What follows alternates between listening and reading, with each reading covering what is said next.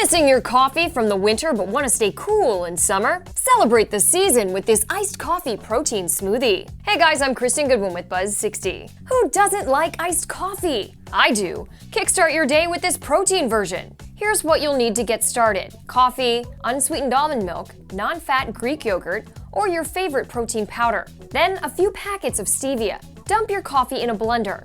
Add in about a half of a cup of unsweetened almond milk. Then take 2 tablespoons of your non-fat Greek yogurt. This is high in protein and pretty low-cal. But if you're not a fan of Greek yogurt, grab your favorite protein mix. You can choose vanilla or chocolate, whichever you prefer. I went with vanilla. To give your coffee a sweeter taste, add in a few packets of organic stevia. Throw in some ice and blend. Now you're ready to hit the pool. I chose to drink my iced coffee in a champagne flute. I mean, hey, why not? It's summer. Cheers. Buzz60. Now you know, pass it on.